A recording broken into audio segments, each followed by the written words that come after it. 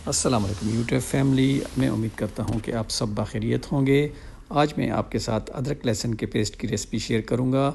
जब भी बाज़ार से आपको अदरक और लहसुन सस्ते दामों में मिलें तो आप इसको ख़रीद लें और इसको अच्छी तरह साफ़ सुथरा करके जो है तो रख लें, और यकीन करें कि ये आपके बहुत लंबे अरसे तक काम आएगा। और आप जो भी खाना वगैरह बनाएंगे तो चटपट आपके पास एक मौका होगा कि अदरक उठाया, लहसुन का पेस्ट उठाया और जिस खाने में भी आप इसे शामिल किया तो चटपट आप उसको तैयार कर लेंगे।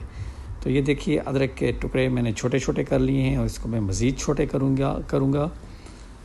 और इसके बाद आएगी ब्लेंडर की बारी। ये देखिए, मैंने अदरक को ब्लेंडर में डाला और जब ये सारे ब्लेंडर में चले जाएंगे तो इसके बाद अगली बारी आएगी कुछ थोड़े से ऑयल की।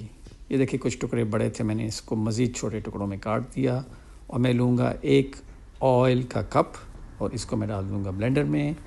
और अब मैं अदरक को अच्छी तरह ब्लेंड करूँगा। ये देखिए, आपके सामने ब्लेंडर में अदरक ब्लेंड हो रही है। मैं चेक करूँगा, अगर ये अच्छी तरह ब्लेंड हो गई है तो ठीक है, वरना मैं इसमें थोड़ा सा ऑयल और भी शामिल कर सकता हूँ। लीजिए, तो मैंने इसमें थोड़ा सा ऑयल और शामिल किया और ऑयल शामिल करने के बाद मैंने एक दफ़ा फिर ब्लेंडर को चलाया और इसको ब्लेंड करना शुरू किया। ये देखिए, ये ब्लेंड हो रहा है और आप मुलाज़ा कर सकते हैं कि अच्छी तरह ब्लेंड हो गया है।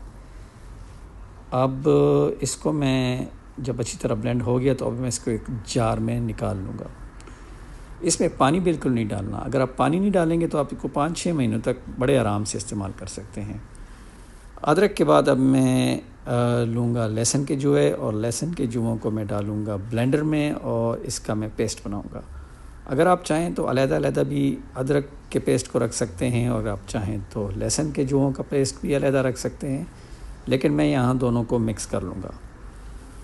तो ये आपके बहुत काम आने वाली चीज़ है और आप मेरे बताए हुए तरीके के मुताबिक इसको इस्तेमाल करें और आप इससे अच्छे पैसे भी बचा सकते हैं, क्योंकि बाज़ार से जब ख़रीदते हैं तो ख़ासा महंगा पड़ता है। ये देखिए, मेरा पेस्ट तैयार हो चुका है। अब मैं इसी पेस्ट को जो है तो अदरक के पेस्ट में शामिल कर लूँगा और इसको इस जार में मैं बंद करके रख दूँगा। तो जार में बंद हुआ ये पेस्ट 6-7 महीनों तक आपके लिए बड़ा अच्छी तरह काम देगा और चटपट खाने बनाने में आपकी मदद करेगा। उम्मीद है कि आपको मेरी ये रेसिपी पसंद आई होगी। उम्मीद है कि चैनल को लाइक और सब्सक्राइब करके आप ज़रूर हमारी हौसला अफजाई फरमाएंगे। वीडियो देखने के लिए आपका शुक्रिया।